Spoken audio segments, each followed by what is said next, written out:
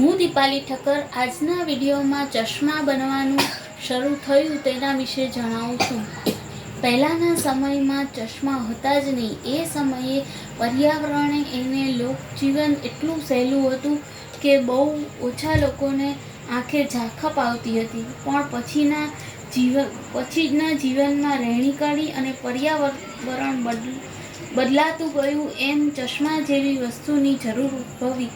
એ સમયે મધ્યયુગનો સમય હતો। એ સમયે લખનારા, ચિત્ર દોરનારા કે અન્ય ઝીણું કામ કરનારને ઝાંખપનો અનુભવ થતાં વિજ્ઞાનનો સહારો લઈ બહિર્ગોળ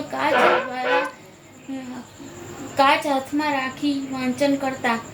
જોકે ઇતિહાસ કહે છે તેમ રોમન સમ્રાટ નીરો ટૂંકી નજરનો હતો। તે પોતાની પાસે એક મોટો સ્ફટિક રાખતો। જ્યારે તેને કોઈની સાથે વાતચીત કરતો ત્યારે સામાનો ચહેરો સ્પષ્ટ જોવા એ સ્ફટિક આગળ ધરી ફેરવતો, જેથી તેને સ્પષ્ટ જણાતું અને તેને વંચાતું।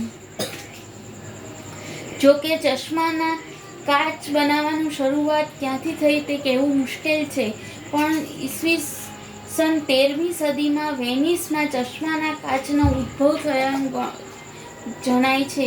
લગભગ 17મી સદીમાં હોલેન્ડ ખાતે ચશ્મા બનાવવાનું શરૂ થયું।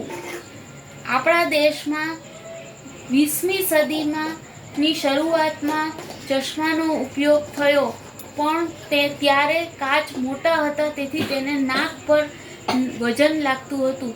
આમ ચશ્માની શરૂઆત હોલેન્ડ શહેરથી થઈ ગણાય છે। બસ, થેન્ક યુ।